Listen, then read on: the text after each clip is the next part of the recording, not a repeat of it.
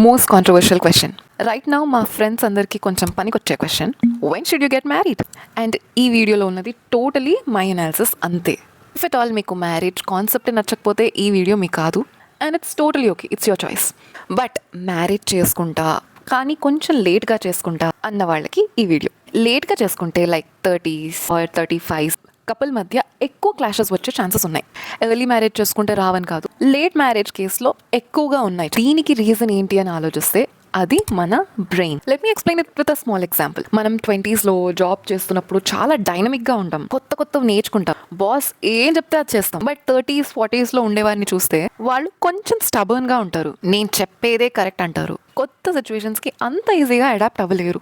Like మన పేరెంట్స్ని, కొంతమంది ఎల్డర్స్ని చూసే ఉంటాం, వాళ్ళు అంత ఈజీగా అడ్జస్ట్ అవ్వరు. సిమిలర్లీ లేట్ మ్యారేజెస్లో కూడా పార్ట్నర్తో అంత ఈజీగా అడ్జస్ట్ అవ్వడం కొంచెం కష్టం. వాళ్ళ బ్రెయిన్ చేంజ్ని అంత ఈజీగా యాక్సెప్ట్ చేయలేదు. ప్రతి చిన్నదానికి గొడవలు పడే ఛాన్సెస్ ఉన్నాయి. ఇంకొకటి కూడా ఉంది, అది టోటలీ గర్ల్స్కి సంబంధించింది. గర్ల్స్ ఒకవేళ మీరు లేట్గా మ్యారేజ్ చేసుకుంటే మ్యారేజ్ తర్వాత మీ హస్బెండ్తో బాండింగ్ అవ్వటానికి అంత టైం దొరకదు.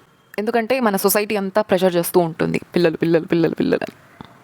మోస్ట్లీ పిల్లలతో ఉన్నప్పుడు ఎలా ఉంటారో మీరు చూస్తారు, కానీ ద రియల్ యూ చూడడానికి అంత వీలు కాదు. అండ్ ఇది ఎప్పుడు పాసిబుల్ అవుతుంది? కొంచెం ఎర్లీగా మ్యారేజ్ చేసుకొని కొంచెం బాండ్ మీ ఇద్దరి మధ్య క్రియేట్ చేసుకున్న తర్వాత అప్పుడు పిల్లల కోసం వెళ్తే అప్పుడు అదే మ్యారేజ్కి ఒక బేస్మెంట్ లాగా అవుతుంది.